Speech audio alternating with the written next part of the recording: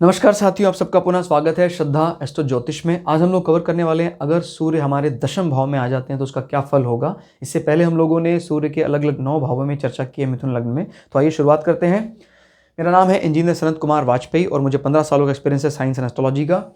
मिथुन लग्न में अगर 10वें भाव में सूर्य आते हैं तो देखिए हम पहले भाव में और 10वें भाव में सूर्य को बहुत ज़्यादा कंफर्ट मानते हैं। हालांकि सबसे अच्छा पहले भाव में प्राय वो कारक भी माने जाते हैं पहले भाव के। और यहाँ पर भी सूर्य कोई हम खराब नहीं कह सकते, अच्छे माने जाएंगे क्योंकि सूर्य एक तो केंद्र में आ रहे हैं। जैसे लास्ट वीडियो में मैं बताया था कि केंद्र के इंपॉर्टेंस को आप चाहे जैसे मान लीजिए कोई ग्रह नीच का होकर यहाँ कहीं बैठा है, नीच का होकर यहाँ कहीं बैठा है, नीच का होकर यहाँ कहीं बैठा है, तो अगर वो नीच का होकर यहाँ बैठ जाता है तो इन तीनों में हम इसको ज़्यादा अच्छा मानेंगे। क्लियर हो गया। और फिर उसके बाद वो नीच का होकर यहाँ, तो उसके बाद इसको इंपॉर्टेंस देंगे। और उसके बाद अगर वो यहाँ कहीं आता है तो फिर उसके बाद अलग अलग इस प्रकार से हम वेटेज देते हैं। लेकिन केंद्र के जो ग्रह हैं, केंद्र की इंपॉर्टेंस बहुत ज़्यादा होती है। तो इसमें खाली वो रूल लगा देना कि यार उच्च का नीच का है, केंद्र ना देखना, त्रिकोण ना देखना, तो फिर नहीं बनेगा। तो आप जब कभी कुंडली में कोई भी ग्रह को देखे तो ये भी आपको देखना है कि यार ये केंद्र में आ गया अब। और केंद्र में आने पर वो मतलब केंद्र का कहने का मतलब हमारा मेन टेंट तो यही है, हमारा पेविलियन तो यही है जहाँ पर हम मैच इनिंग चलती। ठीक है, ऑडियंस यहाँ कहीं बैठे होंगे, लेकिन ये हमारे मेन हाउसेस हैं। क्लियर हो गया। एफर्ट्स सारे हम यहीं से करते हैं। और यहाँ पर अगर बैलेंस करने के लिए प्लैनेट हैं केंद्रों में, सभी ग्रहों, जैसे मान लीजिए यहाँ ग्रह बैठे हुए हैं, तो फिर आप मान के चलिए कि आप कि नीच के ग्रह भी अगर हैं केंद्र में, तभी भी चीज़ों को बड़े ही अच्छे रूप में मैनेज करके चलते हैं वो। कारण ये होता है, देखिए जब कभी भी आप अच्छे जब पढ़ेंगे तो आपको समझ में आएगा कि यहाँ पर नीच का अर्थ ऐसा नहीं है कि वो नीच का मतलब एकदम गिरा हुआ, वो अच्छे से काम नहीं करता। यहाँ नीच का अर्थ यह है कि वो सर उठाकर चलने की बजाय सर झुकाकर चलना पसंद करता है। और आज की परिभाषा की बात करें, साफ साफ हर जगह लोग यही कहते हैं कि भाई ज़्यादा अहंकार नहीं होना चाहिए, सर विनम्र होकर चलना चाहिए। तो नीच का आज के परिप्रेक्ष्य में देखा जाए तो कई हद तक बहुत ज़्यादा फायदा भी है। फायदा मतलब आपके अंदर अहंकार को नहीं आने देगा कभी भी। आपको 10 लगातार विक्ट्री होने के बाद 11वीं बार आपको हार का सामना करना पड़ता, तो आपका जो बैलेंस है वो बना रहता है। पता लगा आप तो सामान्य व्यक्तियों को समझते ही नहीं है। वो कब होता है? जब उच्च के ग्रह बहुत ज़्यादा हो जाते, इसीलिए वो भी देखना पड़ेगा। और आपके केंद्र के हाउस में कौन कौन से प्लैनेट बैठे हैं ये भी देखना पड़ेगा। जैसे केंद्र में कोई नीच के ग्रह बैठे हुए हैं तो उसका मतलब ये है कि भाई, क्योंकि विष्णु के हाउसेस कहे जाते हैं ये, तो इसका मतलब ये है कि भाई वो नीच का है और विष्णु का वरदान है उसके ऊपर, तो साफ है वो जीवन में रुकने वाला नहीं है। एफर्ट वो करता ही रहेगा।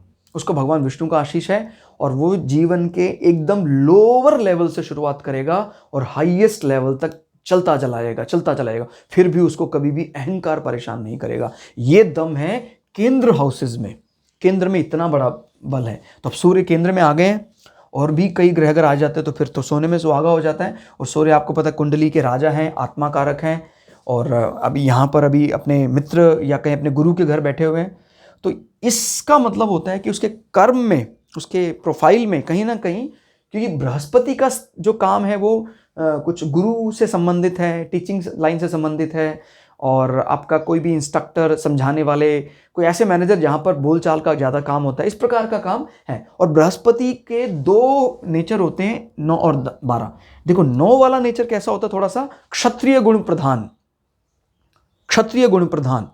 क्लियर हो गया। माने अगर आपने सही किया तो सही, गलत किया तो गलत कहने की हिम्मत रखता है गुरु। वो है बृहस्पति का धनु नेचर। मीन नेचर थोड़ा सा बृहस्पति का कह सकते हैं कि भाई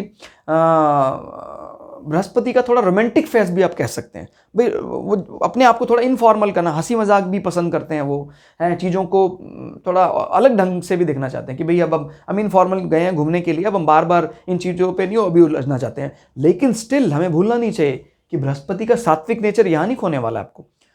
क्लियर। बुद्धि उतनी ही तीक्ष्ण होगी। इनफैक्ट कई मामले में तपस की बात करें अगर हम, बुद्धि तो इससे ज़्यादा लगा सकते हैं वो, लेकिन वो अभी रूल रेगुलेशन को थोड़ा सा अवॉइड करने का काम भी करते हैं कि यार थोड़ा सा अभी हम यार आनंद लेना है जीवन में, लेकिन सात्विक नेचर में कोई कमी नहीं आएगी इसमें। तो आप समझिएगा, धनु बृहस्पति माने धनु और मीन दोनों के स्वामी बृहस्पति है, लेकिन धनु नियमों को लेकर थोड़े ज़्यादा सटीक हैं, ज़्यादा सदे हुए हैं।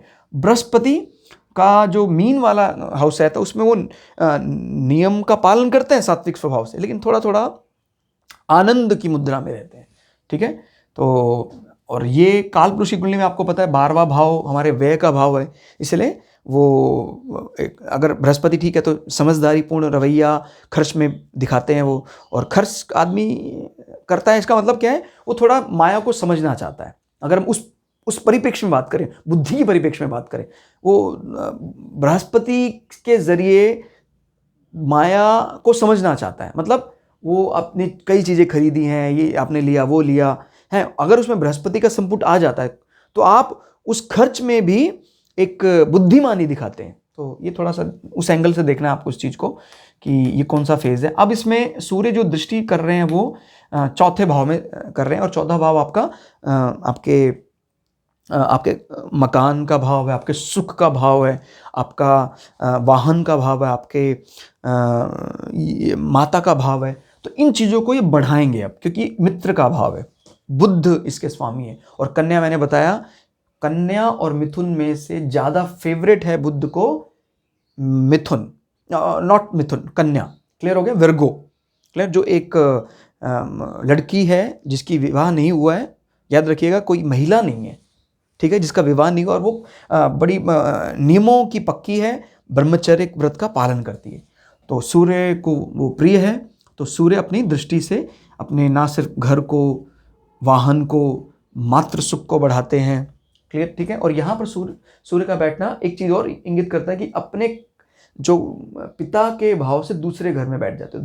दूसरा क्या होता है, आपका पिता के साथ जो संबंध है, वाणी बड़ी अच्छी है आपकी, और क्योंकि दूसरा धन का भी कारक होता है, तो आपके जो व्यापार को बढ़ाने में या आपके स्टेटस को बढ़ाने में पिता धन खर्च करने के लिए भी कोई परहेज नहीं करते हैं, क्योंकि ये पिता से दूसरा, इस प्रकार से देखते हैं हम इसको। तो इस प्रकार से भी आपको देखना है। अब अगर हम यहाँ से देखें तो देखिए, ये हो गया 7, ये हो गया 8। अब इसमें 8वां नंबर प्राय क्या बताता है, कष्ट बताता है। तो वो अपने से 8वें बैठ गए हैं, अपने से 8वें बैठ गए हैं। तो इसमें क्या होता है कि भाई आपके स्टेटस के कारण कई बार हमारे भाई बहनों में कुछ भ्रम की स्थिति आ जाती है। भाई वो सोचने लगते हैं भाई आप अपने आप को बड़ा मानते हैं, हमें कुछ समझते नहीं है, इस प्रकार से भ्रम आ जाता है, क्योंकि ये 8 नंबर कष्ट, तो वो कष्ट का कारण बन जाता है। क्लियर होगा? लेकिन ये भूलना नहीं चाहिए कि सूर्य अब सही स्थिति में बैठे हुए हैं, तो वो कहीं ना कहीं चीज़ों को बैलेंस रखेंगे। तो दोनों दृष्टि से देखना। देखिए, इसका मालिक अगर सही स्थिति में कहीं भी बैठा हो तो भाई इसके चीज़ को तो बढ़ाएगा, पराक्रम को बढ़ाएगा है। लेकिन उस पराक्रम को बढ़ाने के चक्कर में कई बार समाज में एक ऐसी इमेज चली जाती है कि भाई आप थोड़े से रूढ़ हैं, आप थोड़े क्रोधी स्वभाव के हैं। ये इमेज भाई बहनों से में भी आ सकती है।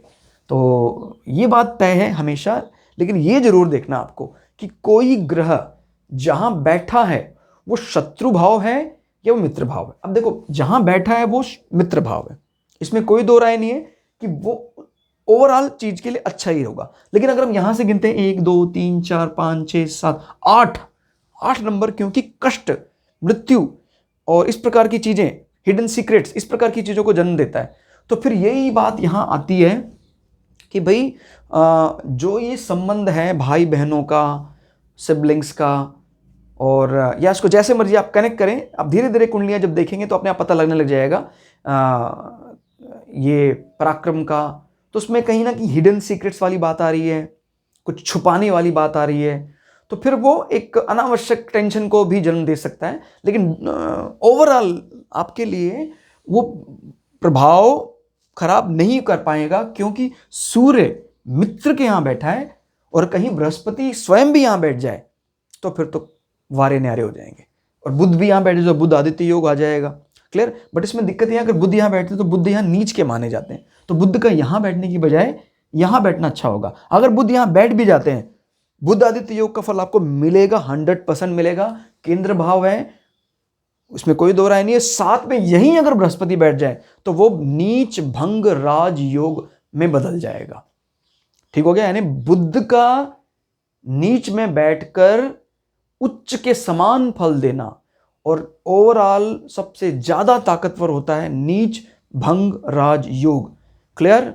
अब कई अलग अलग एस्ट्रोलॉजर इसको अलग अलग ढंग से देखते हैं। आप स्वयं समझ सकते हैं कि जो ग्रह यहां उच्च का है वो यहां नीच की दृष्टि मार रहा है। क्लियर हो गया? उच्च का यहां है लेकिन नीच की वो दृष्टि देख रहा है यहां। लेकिन अगर कोई ग्रह यहां नीच का है तो यहां वो उच्च का दृष्टि दे रहा है। और अगर वो कहीं नीच भंग हो जाता है तो देखिए हो क्या रहा है, यहां भी वो नीच के फल से मुक्त हो गया और यहां भी वो उच्च की दृष्टि मार रहा है। तो ये बहुत ज्यादा बेनिफिट देना शुरू कर देता है। क्लियर हो गया? लेकिन एक जीवन के एक पर्टिकुलर दौर के बाद, जैसे कि एस्ट्रोलॉजर कहते हैं भी हम नीच भंग नहीं मानते हैं। भाई आपके मानने ना मानने में फर्क से नहीं पड़ता है, क्योंकि हमारा जो रेफरेंस बुक है वो है, आप कहीं भी कुछ भी देखें तो बृहद पराशर होरा शास्त्रा, वो हमारा रेफरेंस बुक है और उसको हम नहीं डिनाई कर सकते हैं। क्लियर हो गया? तो वो हमें रेफरेंस लेना ही पड़ेगा। आपके मानने ना मानने से एस्ट्रोलॉजी आप नहीं बनाने वाले हैं। क्लियर हो गया? तो इस प्रकार के चीज़ों विवाद को जन्म देने का कुछ फायदा नहीं है। नीच भंग राजयोग 100% काम करता है। क्लियर? तो ठीक हो गया। सूर्य का फल हमने यहाँ डिस्कस किया, और जहाँ वो बैठे हैं इस सब चीज़ों को भी आपको रिलेट करना है, तब आप सही फल दे पाएंगे। तो दोस्तों आज की इस क्लास में इतना ही, मिलते हैं अगली क्लास में। तब तक के लिए जय हिंद, जय भारत, जय श्री भृगु पराशरा, जय श्री शुक्राचार्य।